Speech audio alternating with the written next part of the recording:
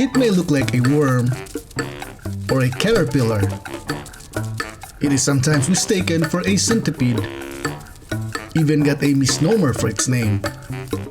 Ladies and gentlemen, say hello to my little friend, the millipede. Hi, I'm Walter, and this is Urban Wilde City.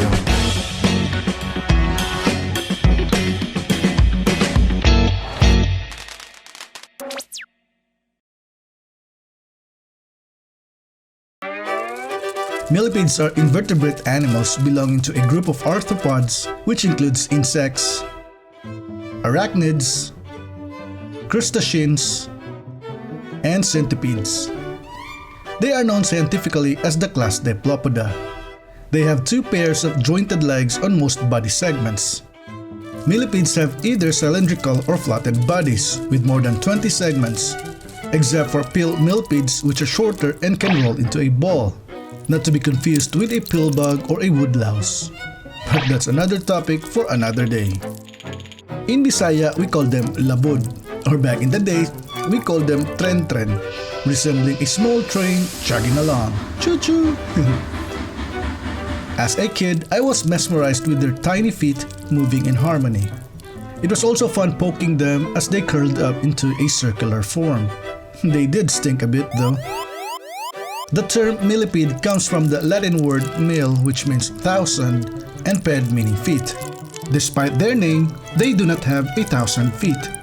They usually have 47 to 197 pairs of legs, depending on the species, while the greatest number known is 375 pairs. Well, that is 250 short of 1,000 legs still. They are mostly nocturnal but oftentimes seen during daytime. They are commonly found in damp places because they require moisture to live.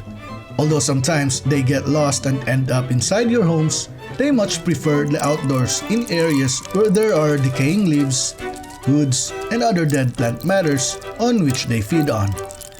The millipede's diet reprocesses nutrients back into the soil at a much faster rate than plants and animals decomposing naturally. Millipedes do not pose any danger to humans. They do not carry any diseases that affect people, animals, or plants.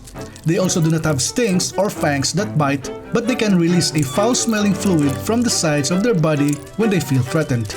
Well, that explains the stink. Or curl up into a tight spiral exposing only the hardened plates while protecting the soft underside.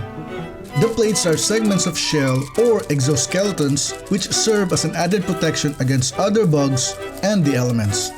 Here, as a millipede wandered through a group of ants, they began biting its body but just couldn't penetrate through the armor. To no effect, the ants let the gentle crawler go on with his life. Although millipedes have eyes, they have poor vision and sometimes non-existent.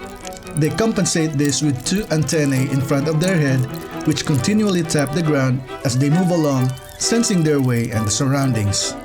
Mature millipedes range in size from 2 millimeters to 15 inches long. Some of the more common ones I found here in our beloved city are the common Asian millipedes or the rusty millipedes, the yellow-spotted millipedes, and this black, brown, maroon colored millipede. I haven't seen for a long time the 1-inch millipede I used to see during the 80s. It was black with white or yellow on the sides. Did they go extinct? Millipedes and centipedes belong to two different classes of the phylum Arthropoda. They may look similar but are completely two different groups of animals. It's like an animal classification between an eagle and a lion, which they only share a few features. You may encounter a millipede chugging along nonchalantly minding his own business. So think again before squishing it. After all, they play a large role in breaking down nature's wastes, which I believe humans don't normally do in a regular or consistent basis. Indeed, they are Earth's little helpers and nature's natural recyclers. Thank you for watching. See you in my next story.